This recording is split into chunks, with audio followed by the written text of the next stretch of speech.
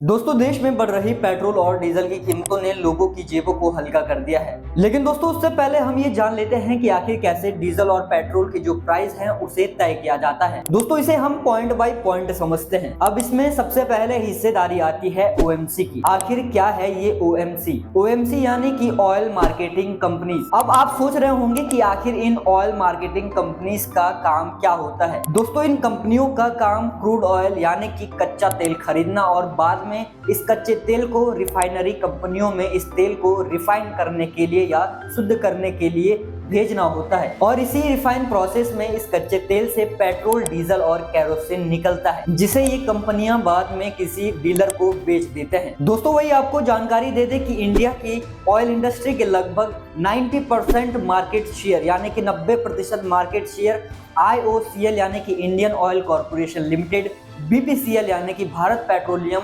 Corporation limited और HPCL यानी कि हिंदुस्तान पेट्रोलियम कॉर्पोरेशन लिमिटेड के पास। अब दोस्तों जानते हैं कि आखिर इंडिया में कैसे तय होता है पेट्रोल और डीजल के रेट। दोस्तों इसमें पहला काम OMC यानी कि ऑयल मार्केटिंग कंपनी का होता है। वो विदेशों से कच्चे तेल को खरीदते हैं। उदाहरण के लिए कोई ऑयल मार्केट कंपनी इराक से कच्चा तेल खरीदती है तो उसे वो तेल समुद्र से भारत तक पहुंचाना होगा, जिसमें उस ऑयल मार्केटिंग कंपनी को शिप का चार्ज देना होगा। तो जो कच्चा तेल इस ऑयल मार्केट कंपनी ने इराक से खरीदा था उसमें ये उस शिप का ट्रांसपोर्टेशन चार्ज जोड़ देगी। अब बारी आती है इस तेल को भारत में लाने की, लेकिन उससे पहले भी इस ऑयल मार्केट कंपनी को एक चार्ज और देना पड़ता है, जिसे कहते हैं एक्सपोर्ट चार्ज। अब इस एक्सपोर्ट चार्ज में 3 चार्ज शामिल होते हैं। उसमें पहला होता है इंश्योरेंस चार्ज, दूसरा होता है ओशियन लॉसेस चार्ज और तीसरा होता है पोर्ट फीस, यानी कि जिस शिप से ये कच्चा तेल भारत में आया और जिस बंदरगाह पर रुका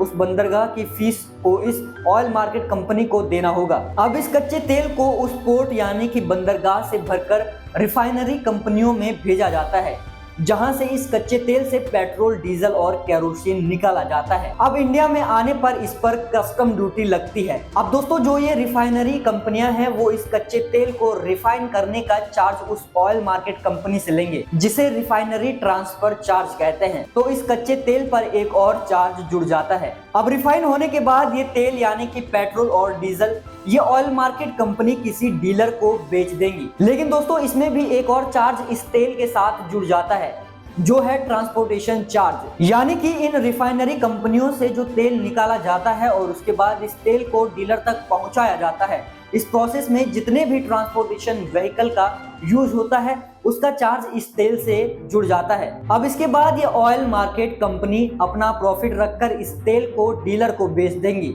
और इस प्राइस को कहते हैं डिपो प्राइस। दोस्तों अब ये तेल डीलर के पास पहुंच चुका होता है।